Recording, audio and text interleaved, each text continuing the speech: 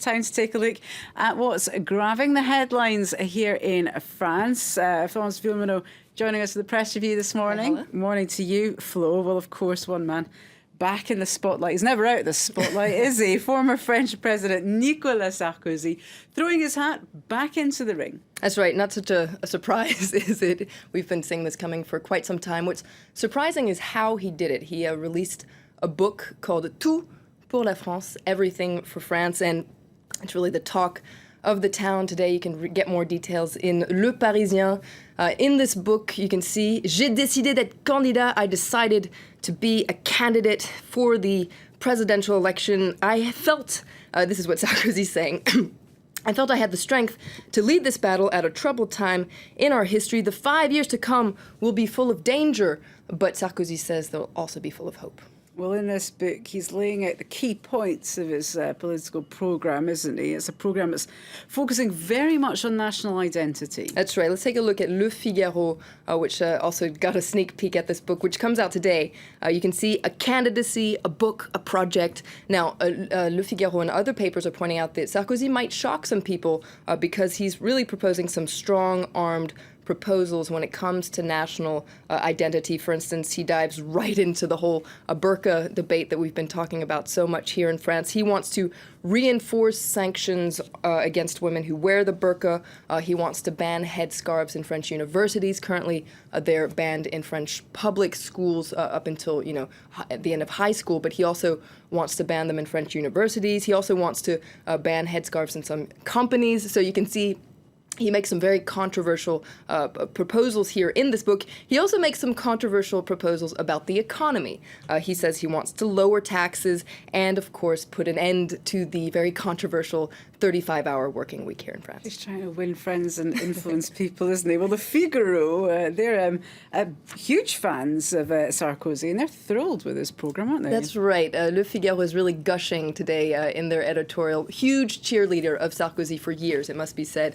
Le Figaro says it takes guts to run again because, remember, Nicolas Sarkozy lost a humiliating defeat against François Hollande in 2012. Here he is making a comeback, and he's not even sure that he's going to win this one. And Le Figaro applauds Nicolas Sarkozy for really looking forward in this book. He's not looking in the rearview mirror at his previous run as president. He's looking ahead.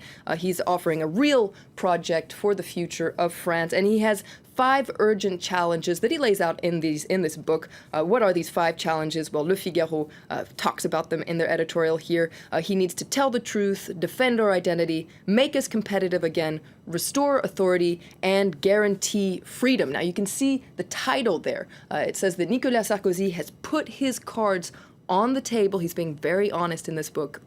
And Le Figaro says it's now up to the other candidates within the right to put their cards on the table ahead of this primary that's scheduled to take place in November to decide who will run for president for the right. Well, Sarkozy has a friend in Le Figaro, but words of caution from the other newspapers, hasn't he? Because they're still pointing out that the former French president's still facing legal troubles. He sure is, and you can get all the details in Mediapart.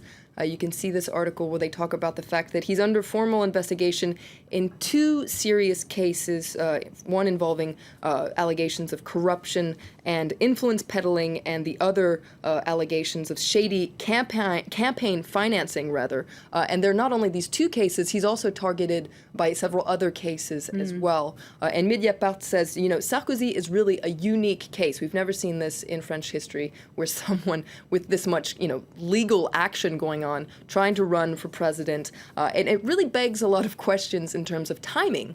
And Mediapart says, it almost seems as if he decided to go back into French politics to get away from all these legal woes. Golly, well, the left-wing paper Libération, not particularly thrilled by Sarkozy's comeback. That's right. Let's take a look at the front page of Libé today, really not mincing their words. The worst is he might win. That's what Libération says on their front page.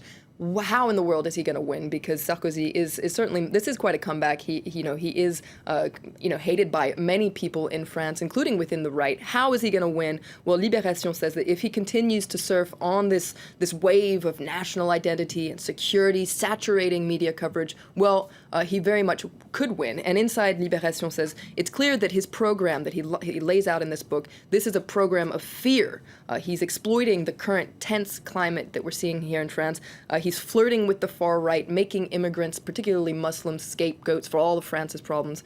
Libération goes so far as to call him Nicolas Trump. Well, same thing, Donald Sarkozy, Nicolas Trump. And yes, he might win, according to Libération. Oh, goodness. Well, we'll just have one last word about Nicolas Sarkozy's book. Social media has had a field day with Lobs pulling out some of the best bits. That's right. I definitely recommend reading this article in Lobs. They take a look at his book. There were so many questions. You know, Sarkozy, after that failed re-election in 2012, he had promised that he was definitively leaving French politics. So some people took to Twitter wondering if perhaps he has a different definition of definitively. And also, this is someone who's mocked that front page of his book, the cover of his book, because there was a big question about one of the T's in Tues.